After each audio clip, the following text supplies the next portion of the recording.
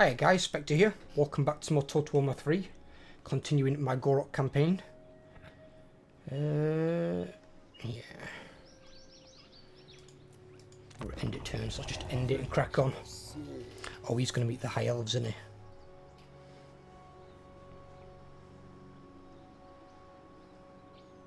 There we go.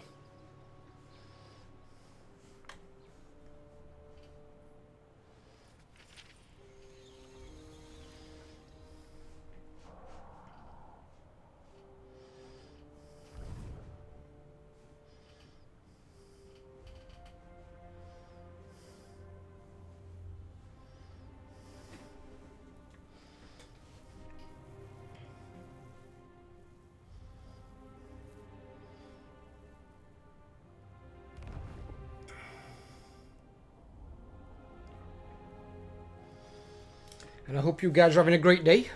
And if you're enjoying either of my series, Gor-Rok or Archeon, with many more to come, drop me a sub if you're new around here. Leave me a like if you're enjoying. Or if you're one of my viewers who aren't subscribed, also hit that sub button for me. Oh, fuck me. Who's got that rock lawn? Oh, it's him. And how do I get rid of it?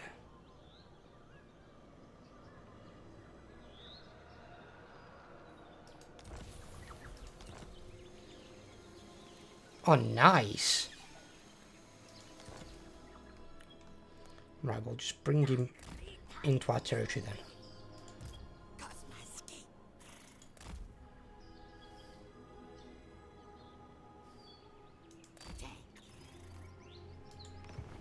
There we go. You can see anybody coming. Need to get him out of there so we can get rid of that fucking thing.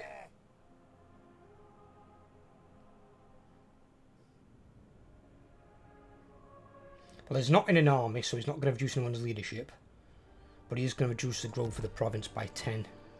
It's not end of world, though. We've got loads of growth. But I need to get rid of that fucking trait. Fucking hell, I've got 10,000 coming to turn now.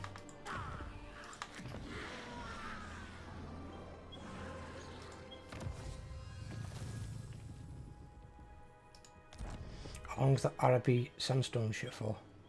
That's 4-5 turns. And that takes 6 turns to do. And that's all buildings, isn't it? Right, okay. So how much is that down to? 8,000.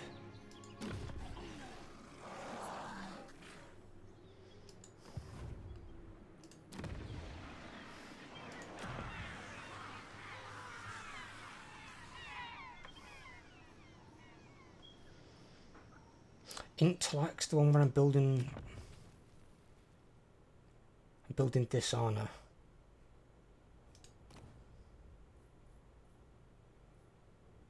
I'm guessing the money. Except Pox Marsh. Oh yeah, Pox Marsh, I've got that on pottery.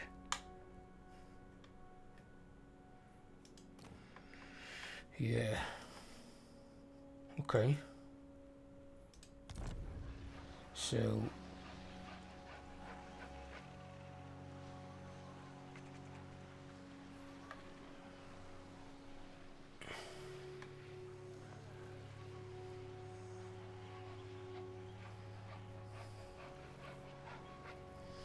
do we have access to a skink chief second one right now?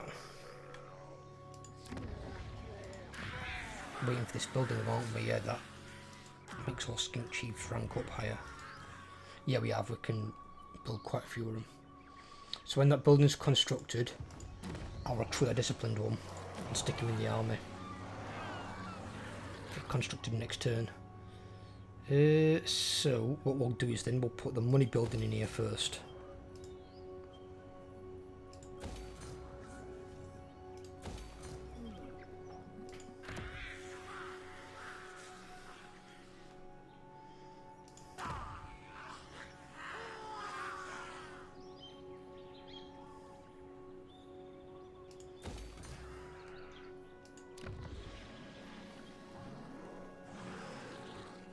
And then we'll look at building those temple buildings in the next couple of turns. Build that one, another one.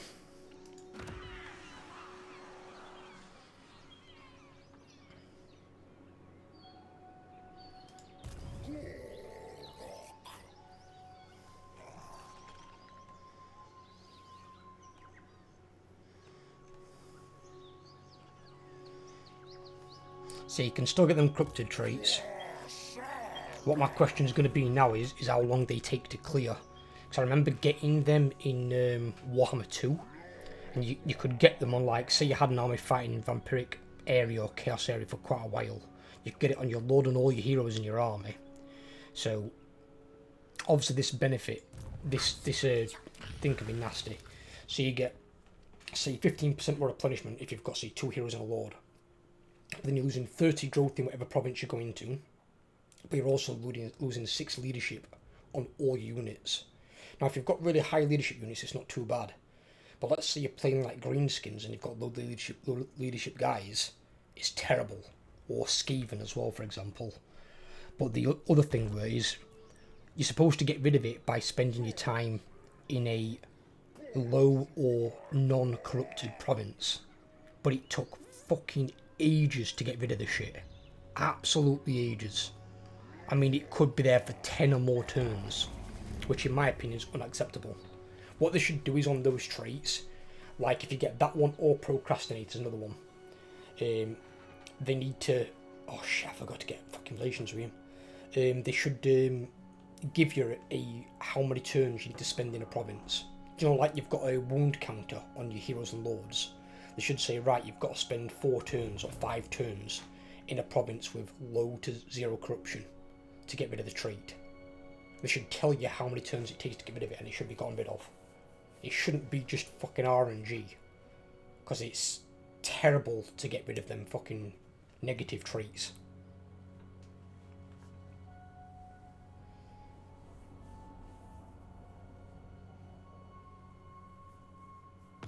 Well, that cycle turned went really fast.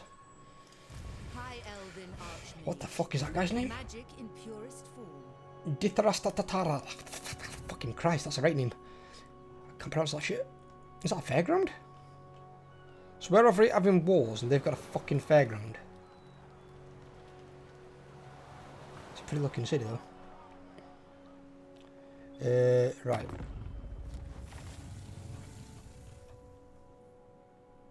Guardian of the... Welcome. Time is precious, so please make your request. Most astute. Can't get military access yet. Yeah, fucking 10 grand? Fucking high as shit, mate. I don't need military access really with him though, but if he offers it at some point I'll take it. But we've got trade, which is good. That trade's worth 391 from that guy, fucking hell. See, the more stuff you've got, the more variety of exports, but then also the more of them you've got quantity-wise. It's just so good.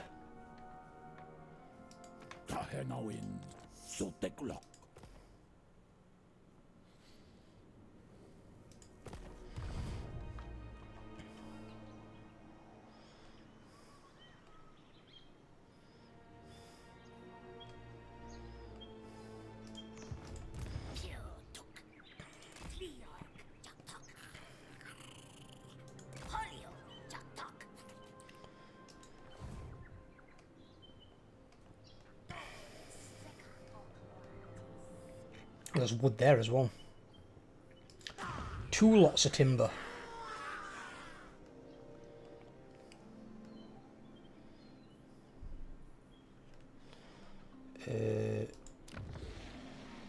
Yeah, upgrade that.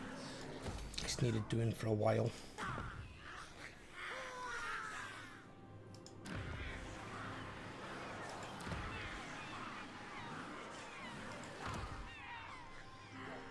We don't need that one right now because we've already got access to a skink chief in terms of capacity.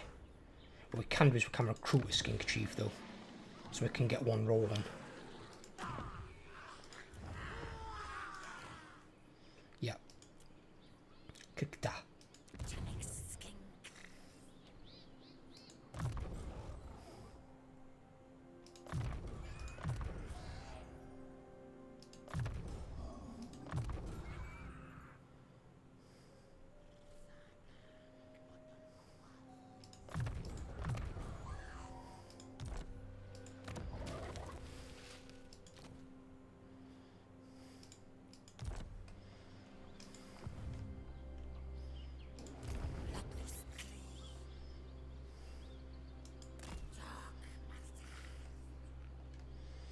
you can head that way. Where's my Scar Veteran? You as well, buddy. Make your way up here. Does he make it to water? He does. Good lad. Oh, he goes that way through the port now. Okay. Yeah, let's upgrade that. Let's get that going. That's more important than upgrading this.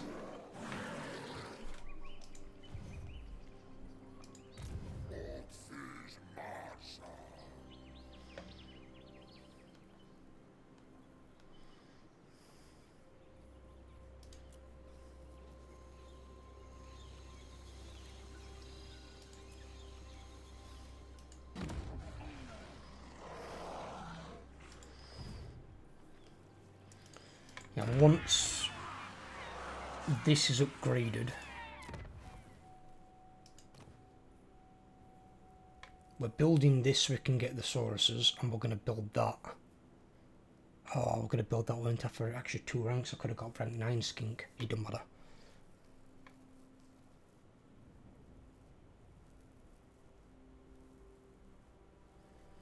But I can get my slam then at rank 10. So, yeah, I'll get both of those built. We've got to get up to here to get the units we want. I'm not bothered about that one. And then we're going to shift over to the main area to get the increased rank on Cold One units.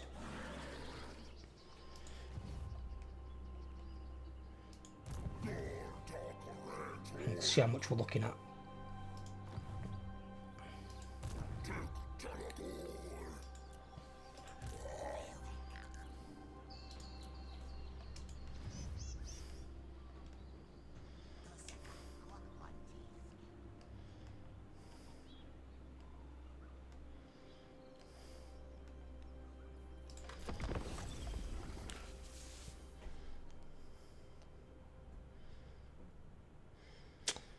That faction counter, those ticking down a lot. To think that starts at like 270 something, whatever it is. Whatever it starts at. And I guarantee as well, when they add in Kingdoms of Ind, Hinterlands of Koresh, obviously you get DLC factions that aren't presently in the game, like Chaos Dwarves, because they're going to be brand new factions, so they're going to bump the number up as well. There might be a faction presently in that location, but my guess is that faction will be in some of the present, like provinces in the area that the Chaos Dwarves have got to fight against at the starting time. So you're not going to lose those factions; they'll just be minimalised on where they start. So you're not going to like have them having the main city of the Chaos Dwarves, for example.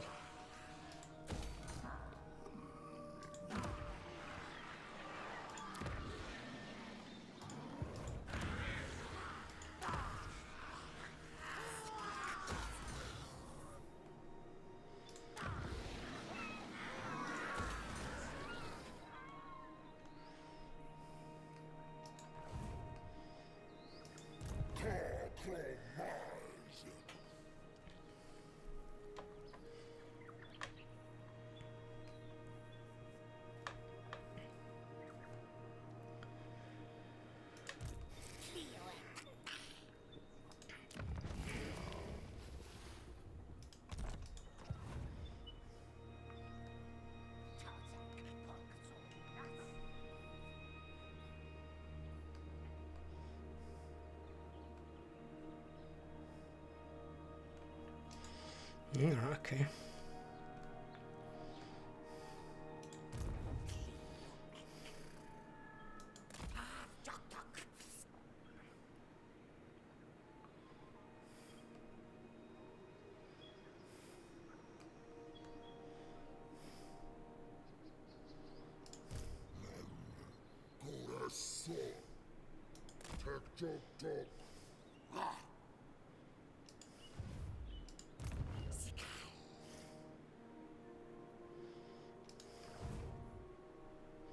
So they made this island more inaccessible. So you can't like... I think it used to be there was a path here somewhere, but obviously that wasn't exactly there. There weren't this mouth either. So there's like a shallow path straight across to it. You've now physically got to get into the water, get across and get out of the water. So it's like one turn getting in, another turn getting out. So it's like 3 turns to attack either of these. So it does buy you some decent time. And if you're coming from like the Awakening, probably a bit more time as well.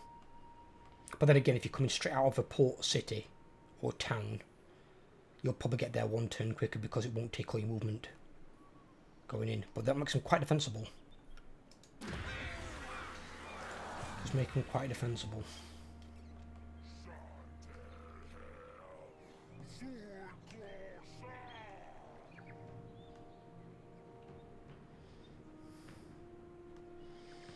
So the dwarves moved down here and took that. They appear to be staying there. They've not come back for these.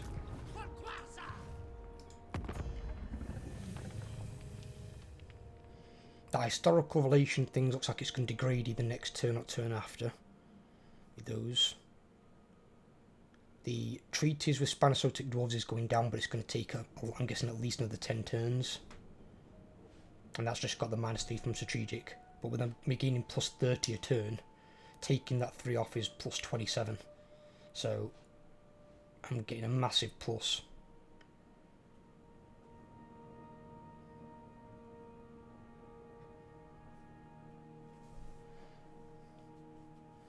Or it should be more than that. That's only giving me like plus 9 for some reason. But I'm getting 20 from that building alone. And then I should be getting 10 from a Geomantic Locus. So I'm only getting plus 9. It's kind of strange. Either way, it's going up and not going down. As long as it's just, like, generally going up. I'm good with that. Yeah, these are maxed out. Yeah, these is 10, yeah.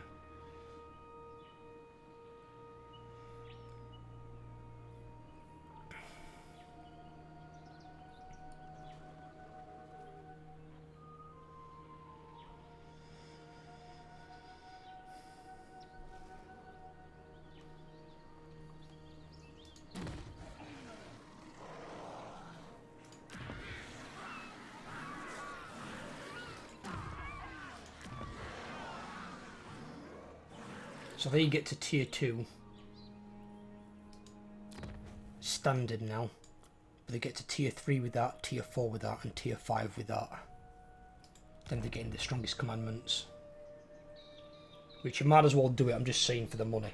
The money is a big difference. When it goes 2, 4, 8, 16, and then 25. 25% income from all buildings. That's quite a significant amount.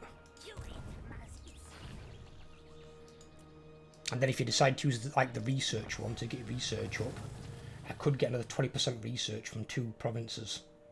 Once I get the other ones like sorted out as well, that's going to be, could go even higher. I could get like 50% more research.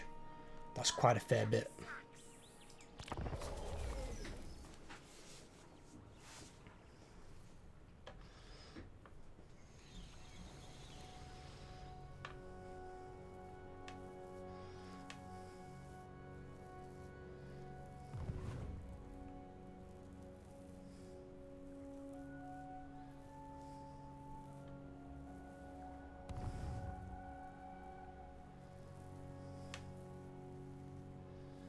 And somebody was like spouting an idea the other day, and I'll be honest, I completely agree with it. So for every faction in the game, they should probably have 4 different siege types. So 4 different small settlements and 4 different city variants. It's not many, that's 8 maps total for each faction. So 4 different cities, 4 different towns. And then at least you're not getting the same like 1 or 2 copy and pasted.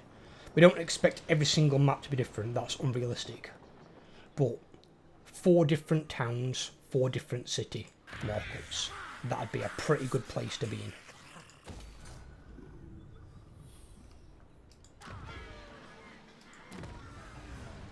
And then do it for like, as I said, like each faction. So every faction in the game, given 4 different. Lizardmen, Dwarves, Orcs, Chaos, the lot, the works. Give them all just 4. 4 different maps on each one. I think people will like that. It'll be enough of an amount. It gives the map designing artist something more to do. And we're not asking for an excessive amount. We're not asking for like 10 different maps of each. I think that'd be a bit too much. But you're talking basically 8 for a faction. 4 for cities, 4 for towns. I don't think that's unreasonable to ask for, personally.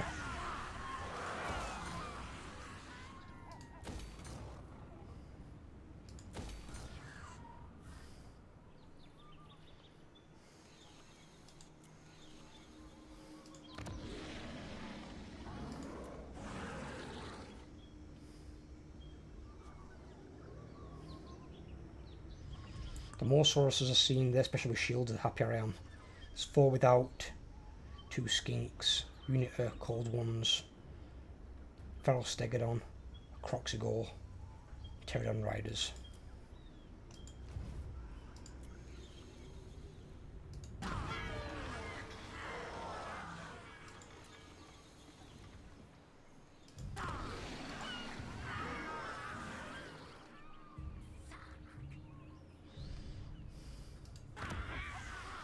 That's 4 turns until that's complete.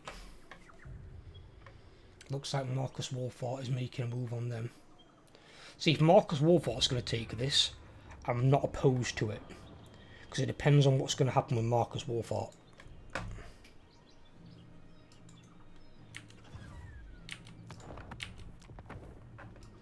What the hell was that?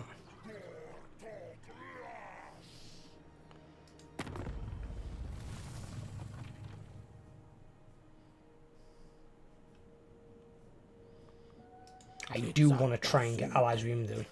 Because for some reason it's putting me at strength rank 53. I don't know why. Because my army is really fucking strong. But it may just not rank normal Sauruses that highly in the auto-resolve. Because just like... This is one thing with Warhammer. Just how some units rank really highly in auto-resolve of battles. Some of those same units also rank really highly in the global strength ranking. So if you've got more armies with those units in, it ranks you a lot stronger. But if you've got units that might perform well in battle, but don't perform well in auto-resolve or in the strength ranking on the world map, you'll look weak even though you're actually not. But the problem is when you look weak sometimes, when your strength ranking is low, other factions do declare war on you. Even though it's a battle you can easily win with your armies comparable to theirs. But that's how they look at it. If you are weak, they will sometimes just... They kind of like try and pick on you. Well, he's at war with some Dark Elves, the Wardens, Luther Harkin, and he's at war with Mazda Mundi. So I might have to go to war with him at some point anyway, I think. I've not got anything with him.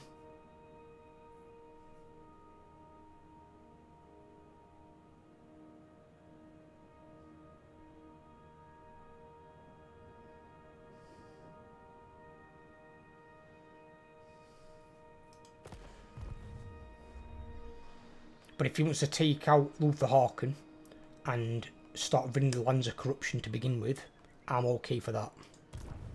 And although his armies might auto-resolve higher than Luther Harkin's in some cases, a lot of his armies are going to be like half ranged, and these are going to fucking take ranged armies apart. That's why I build them this way. Because they work against both.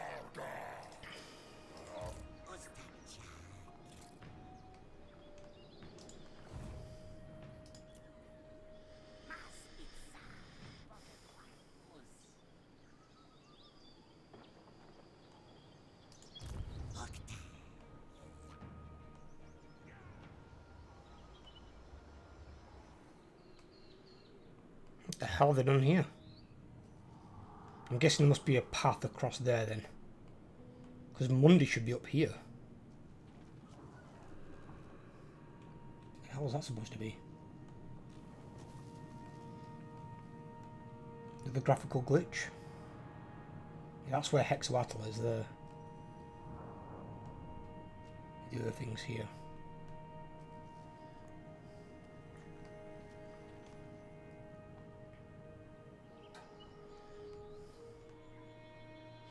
I was thinking of sending him up there to come and see Monday, but then again, if I get relations with Monday, it will drive things over straight away with Marcus Wolfhart.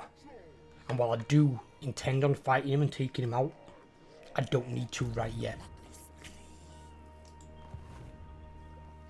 And it would be good to have my second army, so I can send one army up this path and one army up this path, and they can basically just wipe things out parallel to each other. And then if I need to, one army can pull back while one continues our forward progression, because behind me is all safe. This, well, it's not an ally, but is non-aggression military access, and with relations constantly going up, he's not going to turn on me. And the same with the High Elves. That's going up slowly, but it's going up. But we've got non-aggression, we've got trade agreement, so I don't foresee them turning on me either. Defender of the Everqueen. And he's got trade partners with Tehenowin and the other guy as well. But he's not even got alliances with them, so it's fair enough.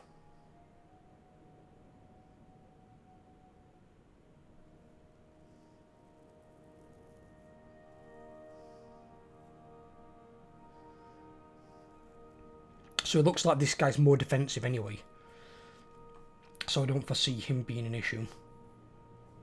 Unless he gets confederated by one of the other Legendary Lord High Elf factions and they pull him into the war, something like that. But I'm hoping I can get good relations with them. Ooh, Rakarth's about to die. He's got no settlements left. Tehenowin finally took his shit out. Way to go, I didn't need to go and help Tehenowin at all, did it?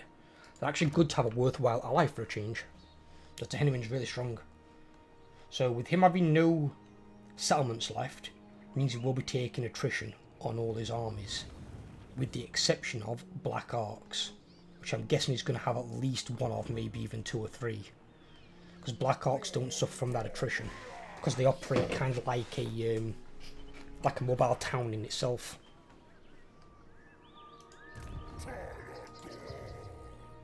And if it's out in the ocean running away, you're just not going to catch it. Just got to make sure that the prick don't come back and take a coastal settlement.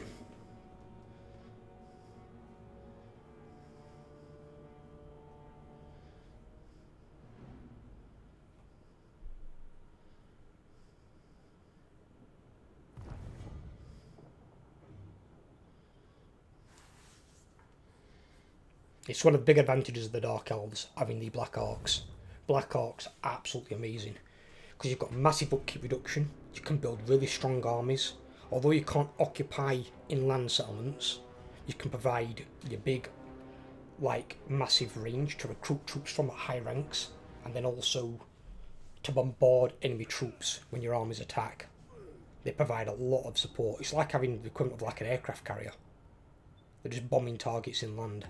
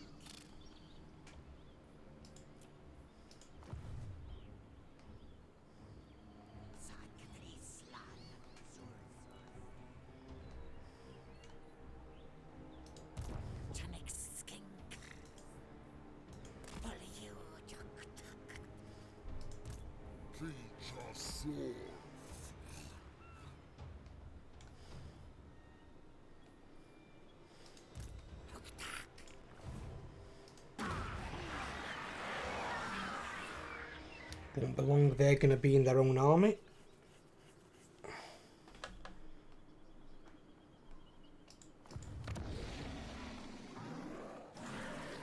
Oh yeah, bright green between those two. God damn. Makes you wonder why the AI doesn't build it. I still got tier 3 shit.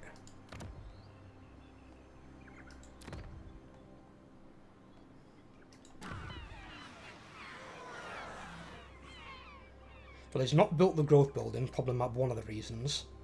But this is something I've not seen before. There's a growth building there at least. In that one. So I've got 2 tier 5 settlements, while the AI still got tier 3. Now bear in mind, cast your mind back to Warhammer 2 for anyone that's played it. How quickly the AI got their cities upgraded to tier 5. They might have theirs at tier 5 while ours were at tier 3. So because now the growth, don't require as much growth to get to tier 5. And as long as you're not a moron and you do build growth buildings to begin with, you can get your cities up really quickly. But the AI doesn't seem to be doing that. I'm not fucking around. Get them to tier 5, get your strongest garrison, get access to all your best units. Don't know what the hell that's about, that's really weird.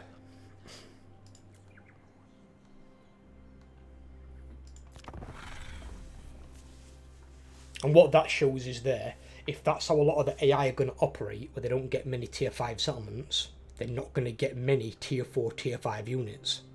Because they're going to be stuck at tier 3, if that's the case. So they're going to be recruiting units between rank 1 and rank 3.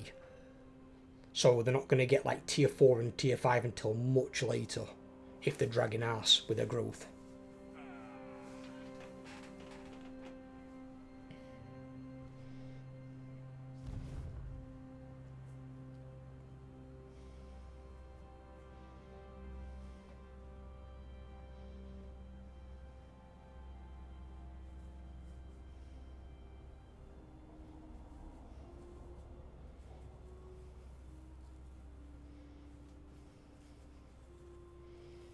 Did he lose though? What the fuck happened?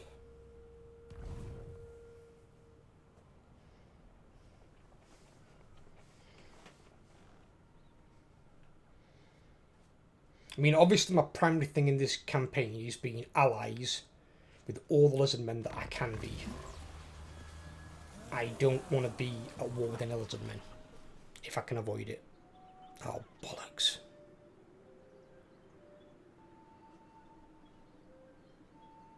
+5 corn corruption for 5 turns in Quetzal.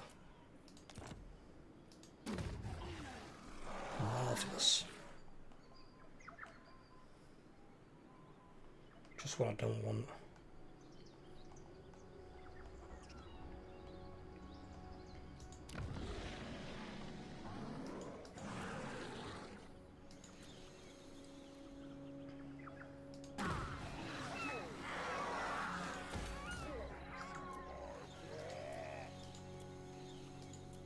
And you will get events like this from time to time. You can get them for Corn, Nurgle, Zinch and Slaanesh. The bad thing about them is, and this is the problem, so I'm going to get 5 Corn Corruption for the next 5 turns, which is going to be obviously this entire province. If enough Corn Corruption gets in here that a cult develops, I could have Scarbrand teleport over here with a fucking army. That's the problem. And yes, the AI does teleport with the cultist buildings, depending on what they build. They don't always build that building. They sometimes build the other 2 or 3 options they've got. But I have personally seen the AI teleport their Legendary Lord. They're the only ones that can teleport as well. It's not other armies. But their Legendary Lord's army is usually the strongest and most experienced one, because they've had it since the start. So then if fucking Scarbrand pops in with a 20 stack, Quetzal ain't gonna be able to defend itself, I don't think. Not with that garrison. Itza probably can, but it probably wouldn't attack Itza straight away.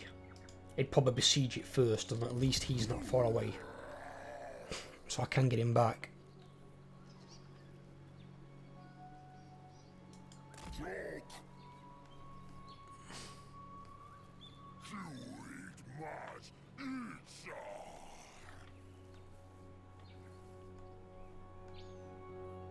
Actually, what I'll do is, I'm going to come down here anyway. I can start because that's completely leveled out now.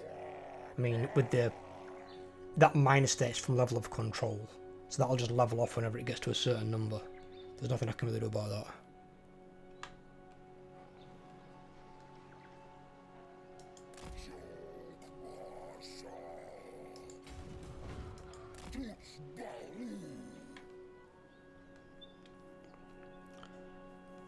But what I can do is jump between this one and my main province.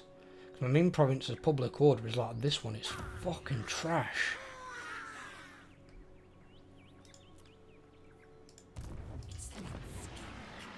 Should be so much higher. Don't know why it's bottoming out at that shit number. I really don't. Right, that one's built in one turn. That's good. So if we need to build any more of those, they're going to be cheaper.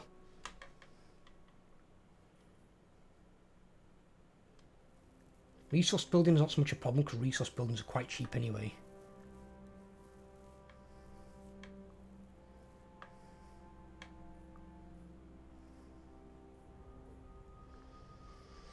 The biggest thing there is right at the end, which is the hero recruit rank +2. But I don't need that till a lot later on. It's like the Lord recruit rank there is also really good. But I'm not waiting to get to it because it'll take fucking forever. I want a second army before we get anywhere near that. I might have that for my third army.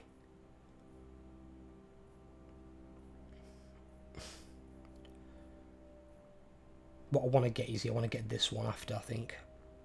Campaign movement range is important.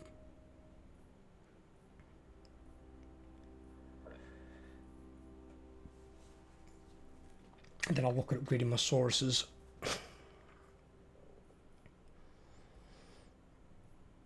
And my cold ones.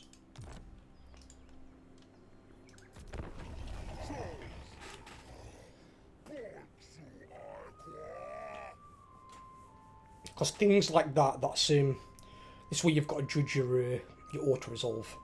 Your auto-resolve doesn't take into account activate abilities. So any like army abilities, any abilities that are activated for like a magical item, even spells cast by your spellcasters, they don't factor into an auto-resolve. It'll factor in the level of the hero and the equipment on them that gives them like static stats, but it won't factor in activates. It doesn't work that way. So they won't affect the auto-resolve at all. So in terms of like example, Natty Skulkers do auto-resolve really, really well, but they have an activate that allows them to slow down enemy units. The activate won't factor into the auto-resolve at all.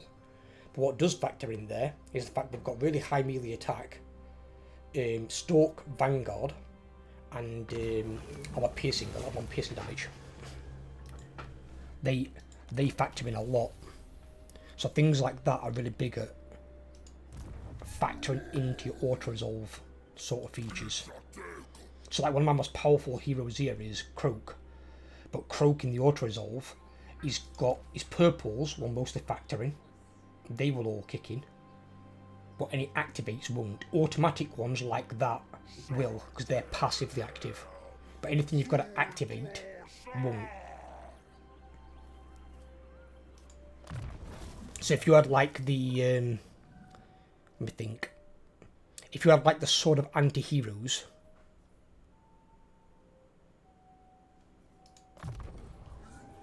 the sort of anti-heroes as a strong activate, but that activate won't be factored in auto-resolve.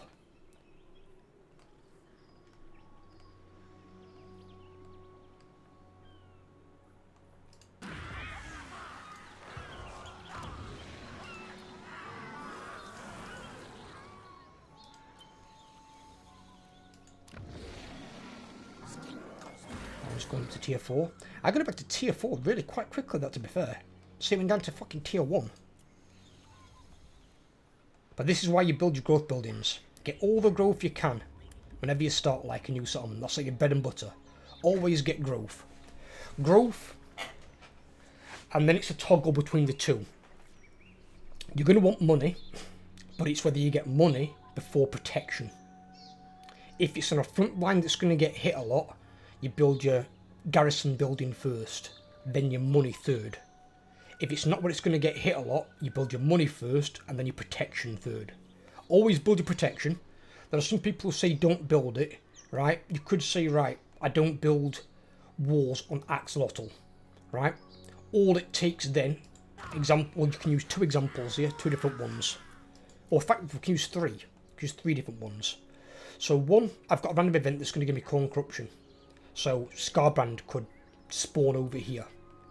And then when this has got walls and that hasn't, it can go straight there and just take it. Or in this case, destroy it. More than likely. But if it had walls, probably wouldn't happen. You could also get a random Beastman army spawn in. If it spawns in and this has got no walls, even though they probably have siege attackers anyway, they're straight in to attack it. If it's got walls, they'll usually spend 2 or 3 turns dicking around building siege equipment, which gives you 2 or 3 turns to get an army back to defend it. So you can react more by having your walls. The third one is a rogue army, and that's probably one of the most dangerous, because rogue armies can be really fucking strong. Your Beastmen armies aren't always that strong, but some can pack 5 or 6 units of Minotaurs, and Minotaurs are strong. They will kick your ass. Especially against like garrison forces. So people who say don't build them, in my opinion, they're the ones who are noobs. It's not so much even a noob thing, it's just they're playing it very cavalier is the problem. Very, very cavalier.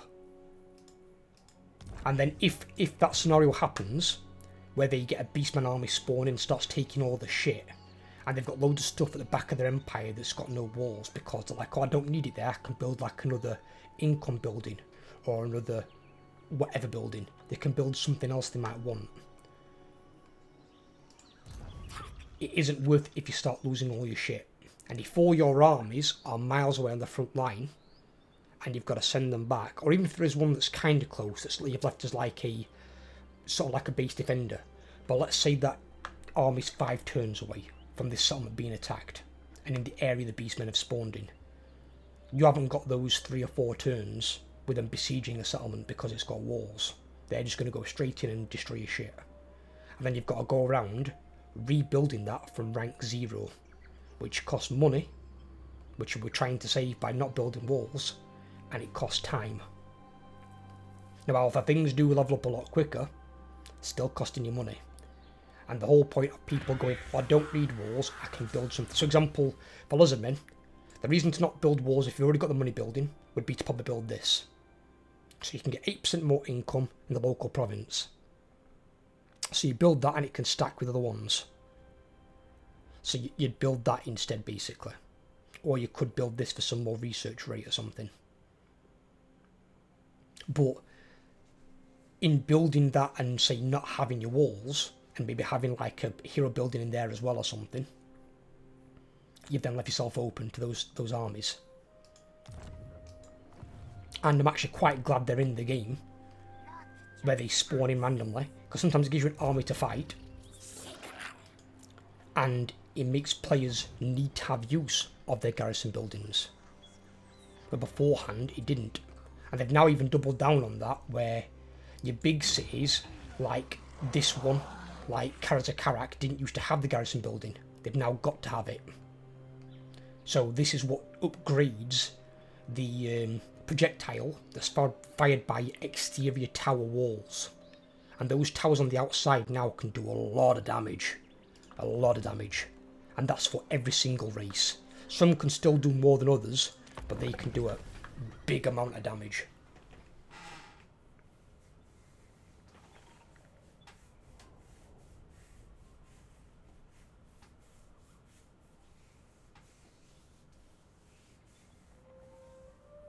And I've seen it happen. It's happened to me personally. It's happened to a friend of mine.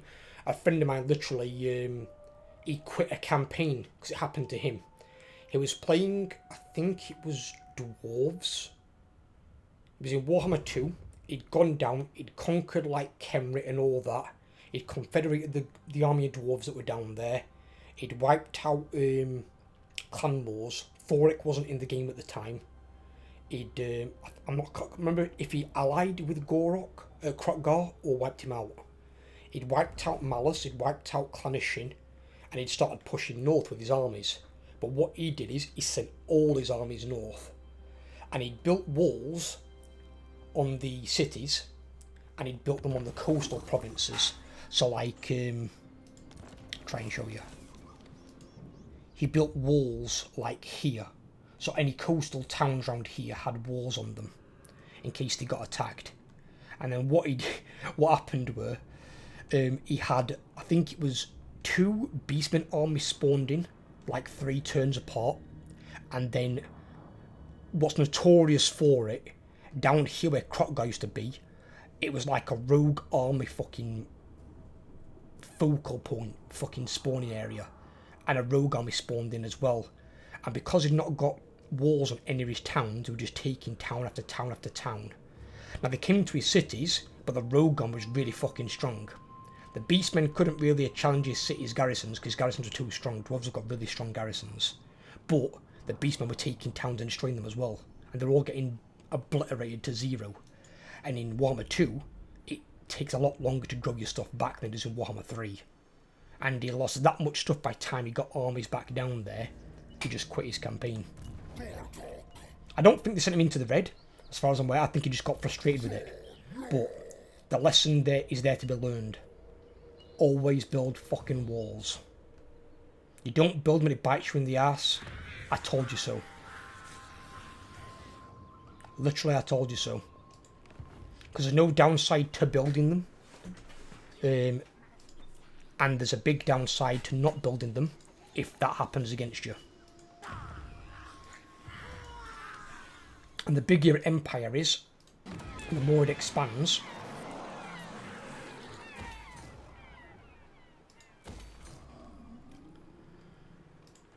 And the harder it is to all keep together. When they start expanding and you're moving your armies all outwards, and the threat comes from within, you've got a painful fucking task then going back. So you've got really 2 options then. But obviously, you can only kind of do it with usually 1 because it happened multiple armies to him. Normally you can flash recruit a lord, and you can stick regiments renown into that army, and then go and kill them. Now I think in his case he was using quite a lot of regiments renown in his armies, which was his own mistake. That's why I don't generally use regiments renown too much in my armies. I might use like 1 or 2 units here and there, but the bulk I don't use.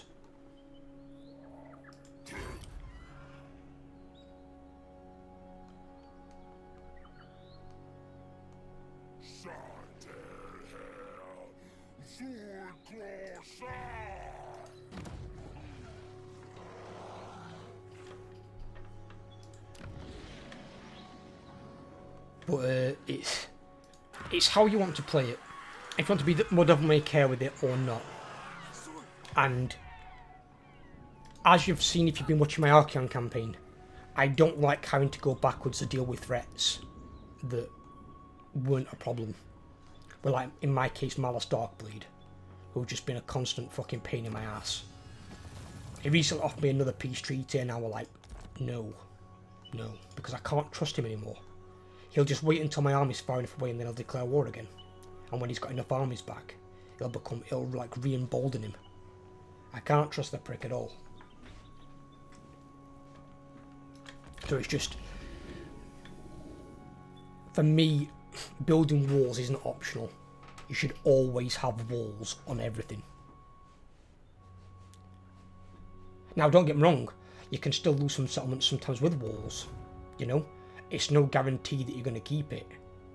But generally, not always, but generally, when an AI army attacks a walled settlement, they will be there for 2, 3, maybe 4 turns, building siege equipment.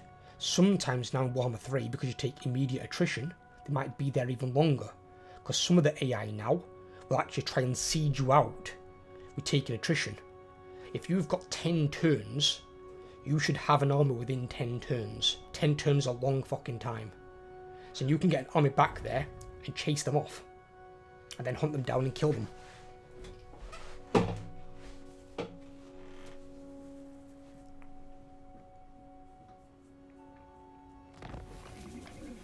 What is it with all these wars failing? And why are there so many wars being created?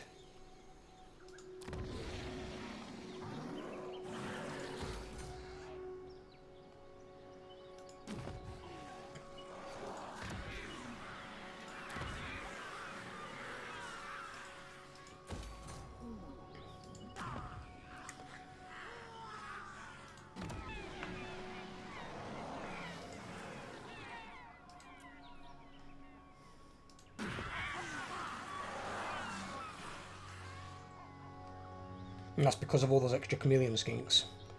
It's only one that's got a decent sized fucking garrison. What have these got? 4, 8, 12, 13, 14, 15. They've actually got more than the city. They've got 16. Now, don't get me wrong, I don't think they should have more than the city. But that's because of a special building. But even then, I think every town should have at least 14 units. You get 7 in a row, 14 troops. It's just over half. It means it can defend itself potentially against a 15 stack, which is like a 3/4 army. It should be able to easily defend itself against a 10 stack, unless it's like really badass units. But then it will probably more often than not lose to a 20 stack, because you're outnumbered by 6 units. And garrison units aren't usually that good in most cases. Lizardmen's garrisons, I mean, on the towns, probably more or less the same. They're just a bit smaller. They used to be able to have 14, but now they've lost 2 units. But the cities are much smaller, because usually you'd have 2 or 3 temple guard. But what you'd probably do is you've got 2 normal sorcerer spears here, so you'd probably lose both of those, and either one of these or one of those, and then you'd have 3 temple guard here. And I don't know why they haven't, because with what it is, a temple citadel, you should get some temple guard at tier 4, and then probably, if you say you get 1 unit at tier 4, you should get 2 more units at tier 5. So you should have like 3 units would be ideal. But no temple guard defending a temple. It's literally in their name. That's what they do, they guard temples. And you've not got them there. I think somebody's messed up on the Lizardman garrison somehow.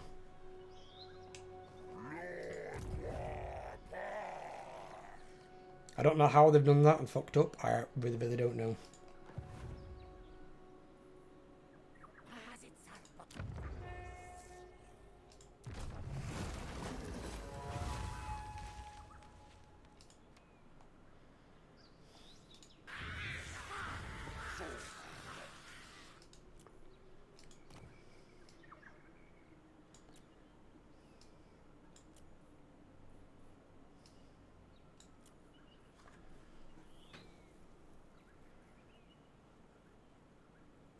So we've got another 3rd generation. So we've got 2 seconds, 2 thirds, and 1 fourth. I wonder how far this list can go if it just keeps going. Because like these are capped at 2.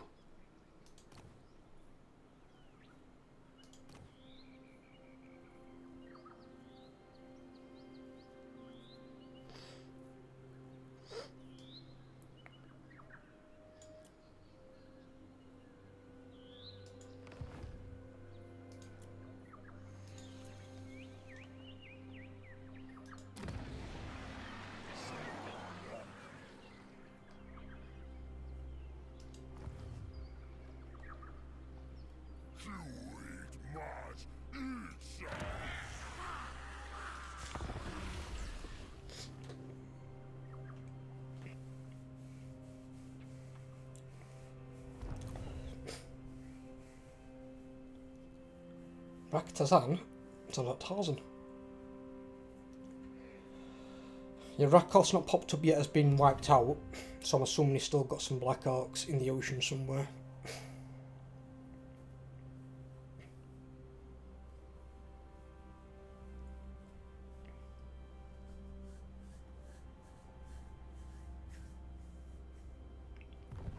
I noticed as well they need to do a rework on the ogres partially. It's more of an AI rework. The ogres' most important building isn't the towns they occupy, it's their encampments they build. And their first encampment they build is the most important one, because you'd normally build that up first, and that's where ogres get access to their best units. Why not? That's where they get access to their best units. And they don't build up their encampments. And when they recruit them, when an encampment gets built, it gets built with an ogre tyrant in there, which is a lord, and 3 units. So you have 4 units in there total. And they don't ever increase that garrison. And they need to tweak that on the AI, otherwise the ogres will become as shit as an AI as the beastmen are. If not worse, 'cause at least the beastmen can fuck off and hide in encampment stance. Ogres can't do that. So they need to fix that, like, pronto.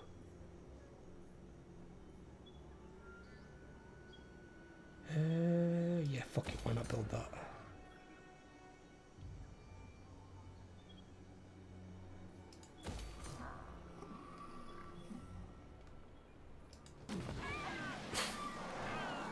Because I've still got to build one more building here, which is going to take another 4 turns. So before I recruit my slan, I can have that as well.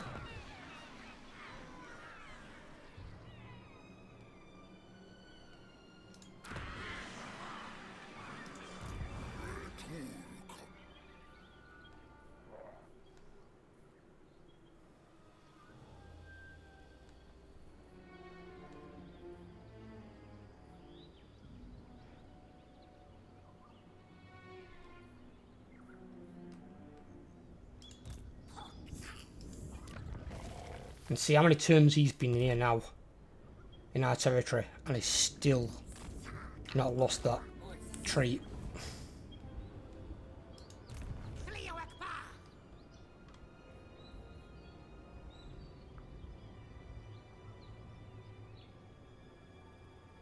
Suffering heavy losses within the cursed mist.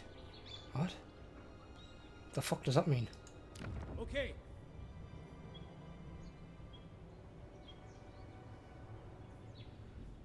Cursed mist?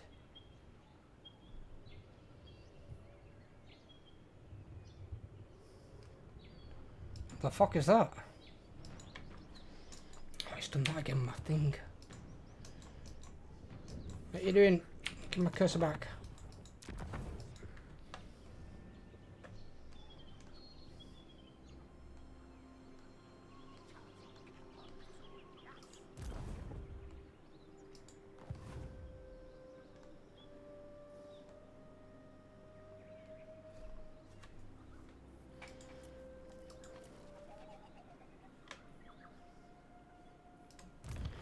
Did he get Ambuscade or whatever the fuck it's called? Yeah, sure, he's got it.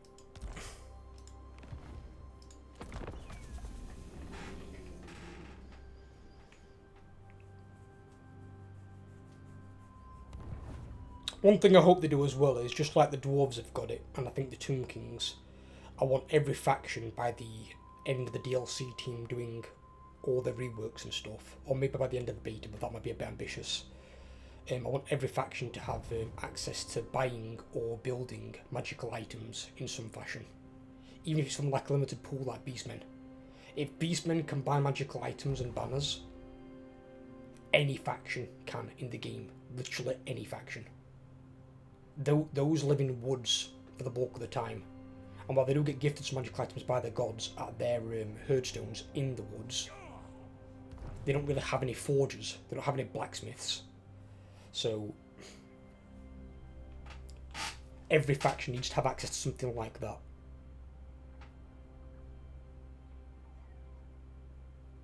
As I said, even if it's like a limited pool, I don't mind. Alariel's got the Sword of Cain.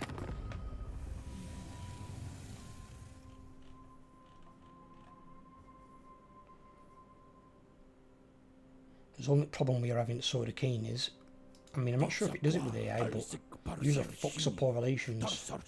Your military access hasn't gone back up. And whatever he's wanting, I can't even pay him 46,000 to get it. Fucking hell.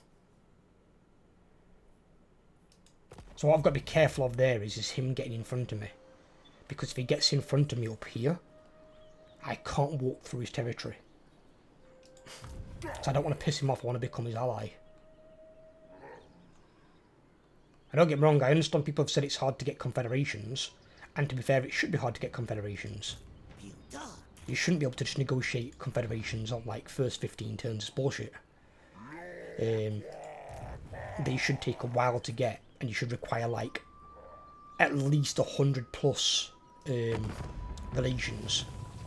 So like these two potentially I could, with it being above 100, but then that being below 100, even though it's by a bit, shouldn't be able to get one at all. So they should have really harsh deals to get confederations. It shouldn't be that easy. Obviously, Chaos and Greenskins do it a different way. Because if you're like a beat the faction leader, you can confederate them.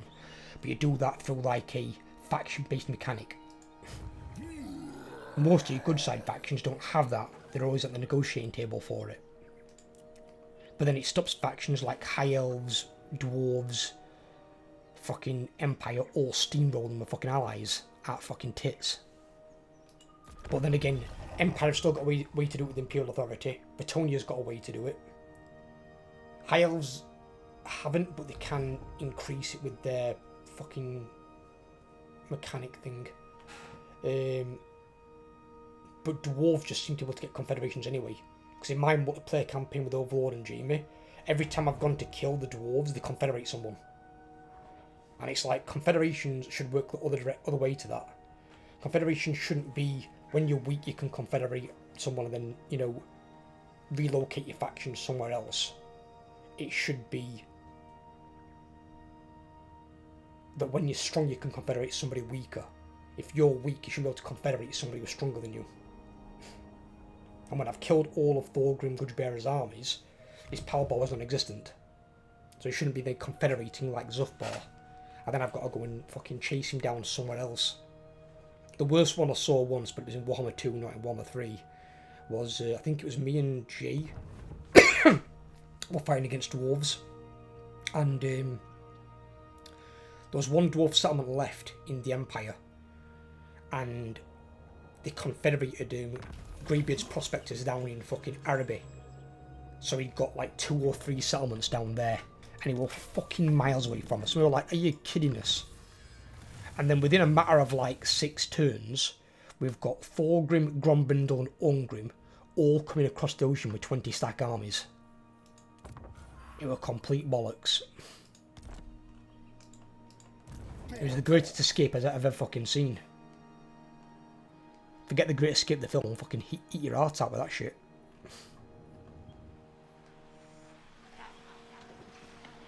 I like the effect of the fucking lighthouse.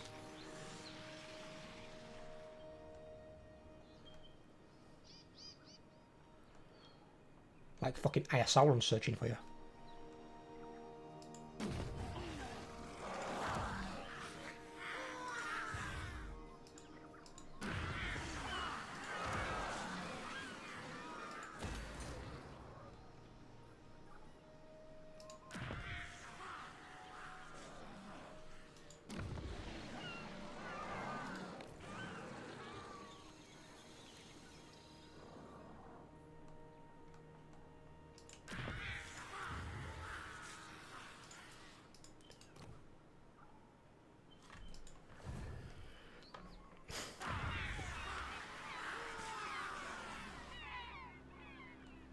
Right, so that's built in 4 turns. We can start recruiting our Sauruses.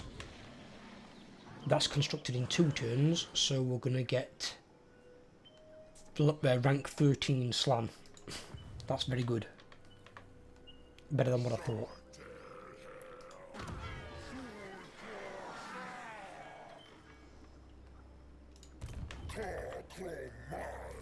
And then I'll transfer these over to that army. And then I'll recruit him Horned Ones and see how that goes. See, oh in fact it shows it, should it show us in here? It should, shouldn't it? Horned ones? Horned ones. So they're 281 upkeep, where they're 160. So you're talking almost well, just over 120 difference. So it's 120 more per unit. So 880. 960. So yeah, we can easily afford it.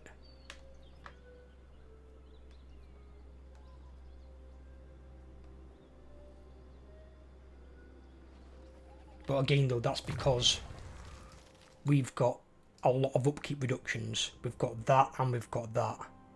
So that's like 17% less. He's got 20% on his Sauruses from there as well. I think, and we've got Honoured Elder as well. Yeah, that gives 5% on each of those. There's another 5% on them.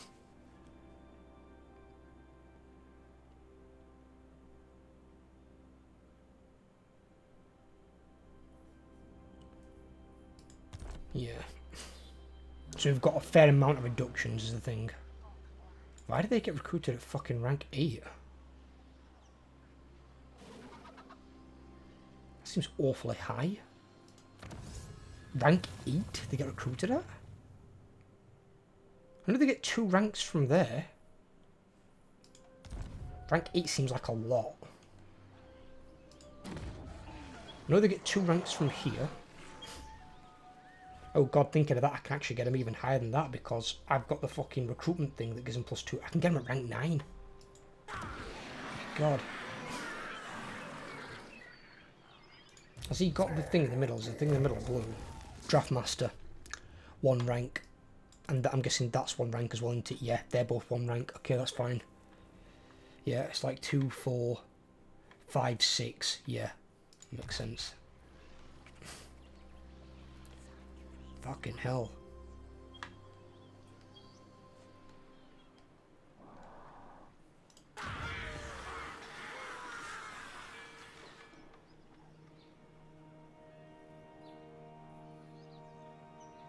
They're only going to get +1 rank there though.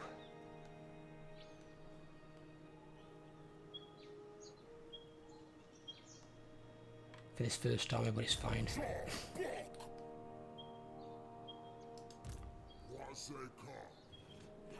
More saying go.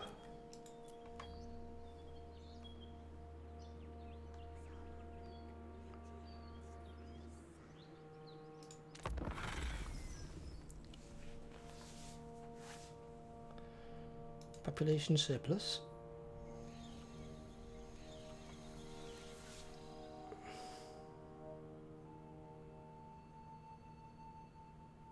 Is that back at population 4 already? What?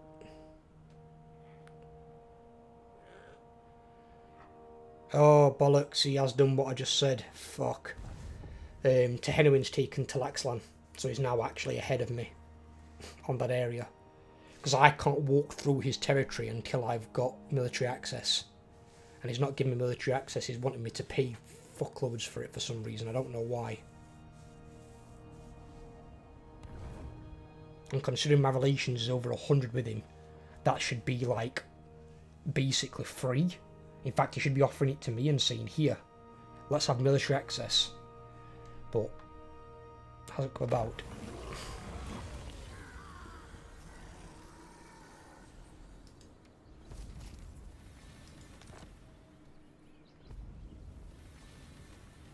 So the Dark Elves are on Orthwan because that guy's just killed Alariel. A rank 14 Lord. Okie dokie.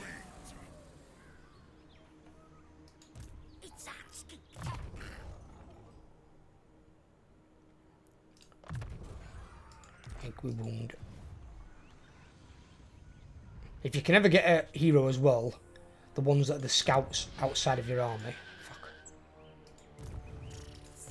I mean, this one is kind of gotta have these ones. I mean, obviously, it's not got Assassinate, but your best one to ever have. Obviously, max out Specialist because it gives you reduced costs on their actions and some success chance. But the 2 best ones, Block Army and Assassinate. Otherwise, block army and wound. But block army is really good. I can't count the number of times it's saved one of my army's lives, because I might have suddenly an army's come out of nowhere, and I'm like, fuck, and it's in attack range next turn, and I've sent an agent across, they've blocked army, and then he can't reach me, and I'd be able to get my army safely out of harm's way. So fucking useful.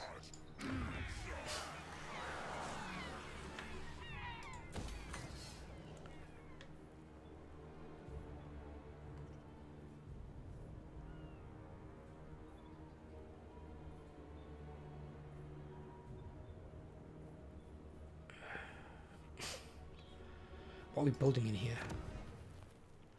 We've got 5 slots. 1, 2, 3, 4, 5. We'll be going that direction, won't we?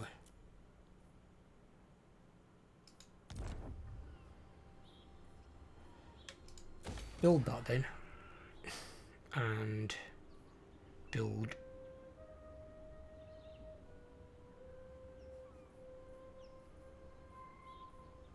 Geomantic Locus. Can I build up?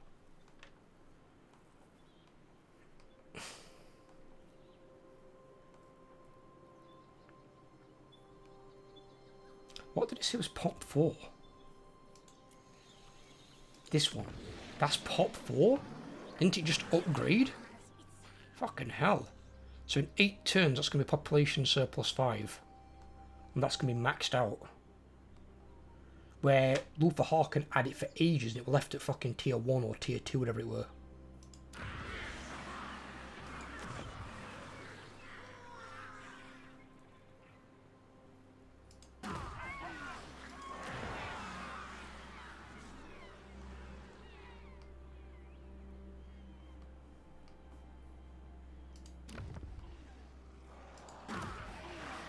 Turns. We could wait one more turn for that, and then it's 3 more ranks on my slan. Because then he's rank 16, I think. Could be worth doing. I think that's all my cities with it then, isn't it, really? That's got it. That's got it. That's going to have it next turn. That's going to have it in 4 turns. And that's got it, yeah. So then I need to get more cities to get them higher rank. So if I get one more city, I can get it at rank 19, and then I'm one off at immortality. And if I get another city, they're going to be at rank 22. And they'll be immortal from the outset, which is really good. And that's what you want to aim for. You want to aim for immortality. But be also really, really careful. So this to one of my friends last night. With these buildings that increase the ranks of lords and heroes, never go to 40. And definitely don't go above 40. Because I've done it before. I think it was with Tomb Kings. Where I could get heroes at level 40 or above. It will permanently crash your game. So unless you've got an earlier save before you build that building that you can revert to, you will never be able to load that save. Because it will load and crash instantly. Because the game won't recognise that you can recruit heroes that high level beyond the cap. Obviously in this case it's now level 50. But I would never go that high. So if you're going to get heroes and lords at a high rank, at the most aim for like 40, probably 45. But be really fucking careful. And once you've gotten to that point, stop building that building. Do not build it anymore. If you do, trust me, you are going to lose your fucking save file. And your campaign will be unplayable because it won't let you load it.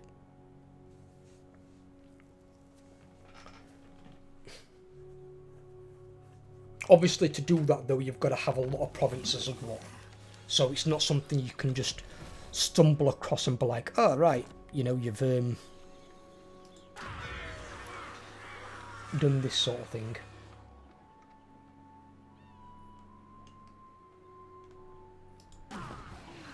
So yeah, that's built in 2 turns.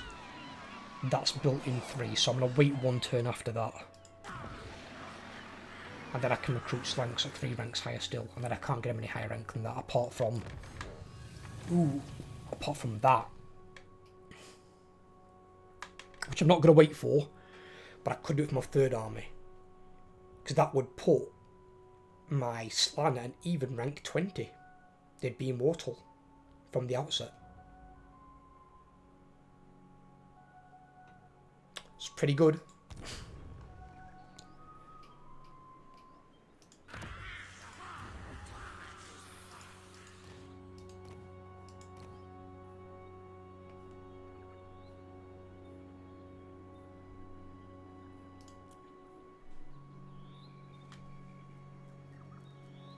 Ooh, another one of those ones. Enemy leadership -4 in region's not bad either, because you can now kind of have that, like, stink effect sort of thing. Make them break faster. But this just... The reason I like that is it reduces the chance of your heroes getting wounded. So if your heroes get wounded and you need them, and they're suddenly not there, it can be really fucking annoying.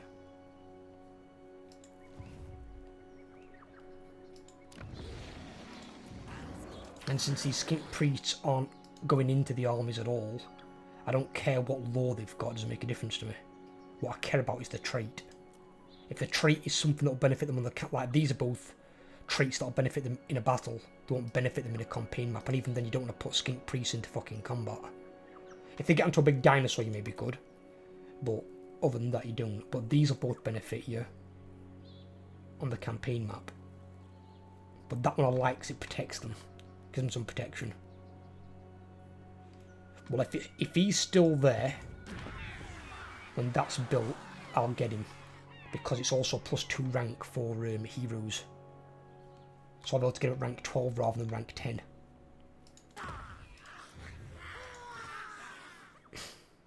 don't want any of those. They're really fucking expensive.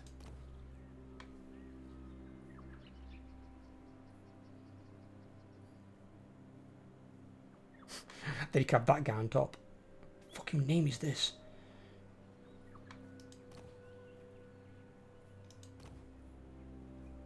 So I've got enough to get 2 more Scar Veterans for 2 more armies. And the same there for Skink Chiefs.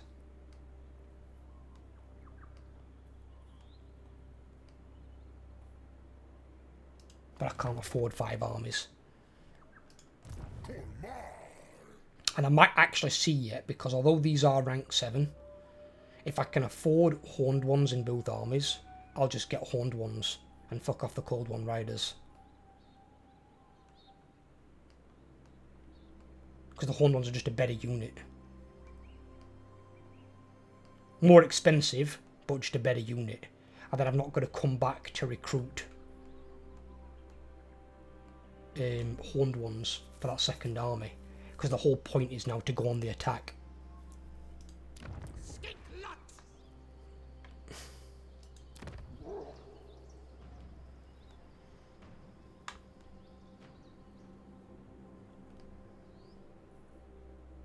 Well, will be very, very shortly anyway.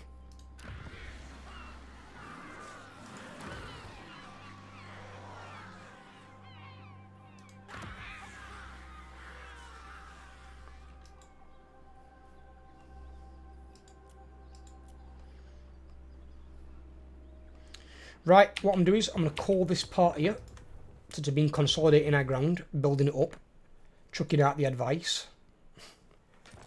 And in the next part, we'll be 3 turns, and we'll have our second army recruiting over here. And then I'm going to make the final alteration to his army, and we'll see what we can get and afford. Then if I do think I've got enough money to afford a 3rd army, I'll get a 3rd army as well. And we'll start moving up here. I'm going to try and take this province if I can, but it depends on where Mr. Tehenowin is. Because if he jumps in and takes this, there's no point me taking that if he's got the city. If he takes one of the towns maybe, but not the city.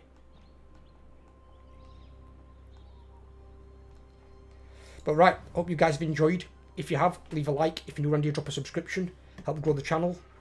Looking to get towards 1,000 subs. If you can help me get there, really appreciate it. Take care everyone, have a great day, and I'll speak to you all very, very soon.